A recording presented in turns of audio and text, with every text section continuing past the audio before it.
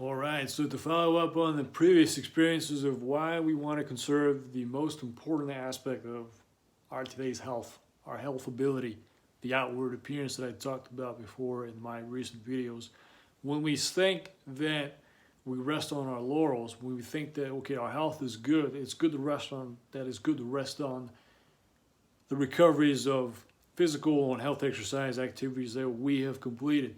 In terms of the question we think about is, I'm sure you've learned about it before so many times in the most successful or health freaks that have preached to you about why it's important to retain your health.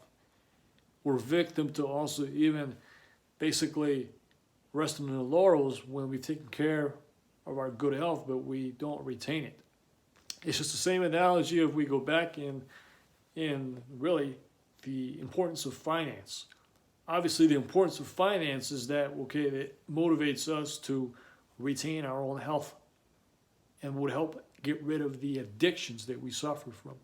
Today, we suffer from addiction because, and I'll tell you one of the reasons why, is the most quick and tempting attributes is really spending too much money on what doesn't need to be spent for, like cigarettes, like drinking alcohol. Alcohol consumption is another factor of reason why today we are victim to drinking alcohol and any other drug activities or drug paraphernalia habits that we get into. Because at the same time, we don't know the details. We're not given the awareness of details, right? And any of the programs that are today is just as easily around to take advantage of, like the rehabilitation programs or any health awareness programs.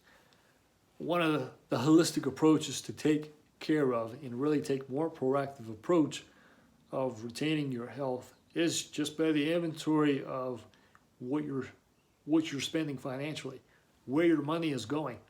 If you look at really the credit cards details, the bank statements, you could just as well see, well, if you're more curious about what this person, what your friend is spending or what your relative is spending, or if you ask your brother, sister, mom, or dad what they're spending most of their money on, you would obviously know their action of spending is coming from the good habits of they're retaining their own life.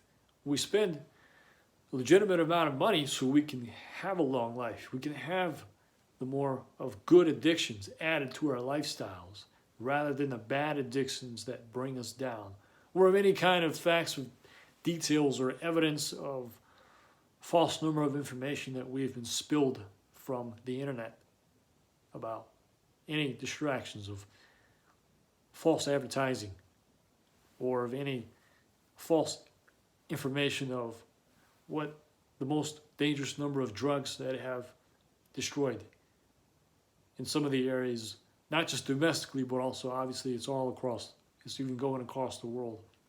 Yeah, if you by taking proactive methods to actually pinpoint your daily habits, it's just as well as follow through how much you can carry and move forward with your written principles. You know, we have written principles that we want to be able to abide by and adhere to. It's easy to rest on the laurels. You know, sometimes we think back to the New Year's resolutions, right? When you make that resolution for the new year, obviously you want to be able to do everything you can to follow through, but it's easy to get out of it. It's easy to rest on our laurels because we don't take the time or the work to put into it. We have to want to follow through and put in the work to get out of those bad habits. You may just as well have heard from many successful people who have told you about getting out of your own addiction, getting out of your own bad habits. Well, let me at least give you my unvarnished truth and perspectives of why it's important and why myself, of course, was important to rebound from any past wrongdoings. And these are wrongdoings that, of course, have not caused me to break a bone or have not caused me to be admitted to the hospital overnight. These are just because of bad mistakes that I, for example, made, whether financially or mentally.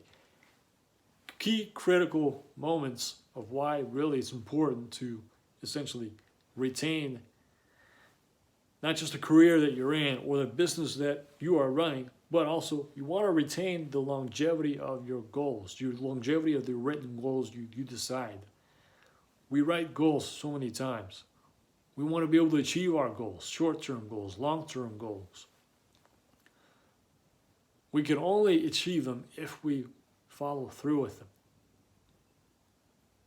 One of the simple things of being able to achieve a goal is to start. If you wanted to start on the project, you just begin. You can take time to plan it out. You can take time to produce it. Get more sources that will help you to produce the goals that you achieve. Then, as you're halfway in, if you want to be able to critique it, tweak it, don't just think that you have to throw it in the trash. You can just as well go back into it, tweak it. If you know that one goal is going to help produce for the positive result, or if it's not, if it's driving you too much or excessively, that it's just as counterproductive to know that one goal is not effective to match for the other sets of goals that you've set, particularly in thinking of how we write our short-term and long-term goals. We will have to make sure that the short-term and the long-term goals are correlative to each other. So that way, when you get back into it, when you actually when you're in the middle of a project, when you're on a time of deadlines or constraints, you have to go back to your goals. Your written goals are your basic line of fire. That's your tool. That's basically your line of fire tools that you have to use. Why I say fire tools, because that's an analogy that actually local fire departments even use that to maintain their tools and how well they do effectively on a call, when they get called on a fire or a 911 emergency services. They have those tools to make sure that they know that it's there for them.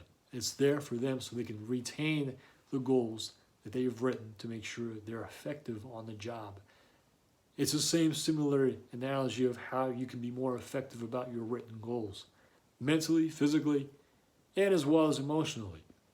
And even then, the support network even helps a lot when you have the right amount of positive support network. And the positive support network will get you out of your bad addictions. To be successful and to get out of the bad addictions, have clear goals. That was one of the things I learned from the book. I give my shout out to Ray Dalio, one of the best economic talks of figures who's talked about his written book, Principles. He states clearly about having clear goals about your life. And you want to be able to critique it because that is how really you want to be able to stay active. You become more active when you have clear goals. You become more curious and ambitious about the things that you want to be able to come across or accomplish, ambitions. But, and in turn, those blessings, the blessings you count, they have more added on as a reward in terms of really, by dismissing your own hate on another or the hates of others who are hated towards you, actually brings a more clear opportunity to tap into that person. Tap into that person because that person will actually, even one day, pay for your future rewards, your future goals, just as well as be more effective. So, like it, love it, share it. I hope you enjoy this topic of conversation, and I will get back to you shortly on that. Take care. Bye for now.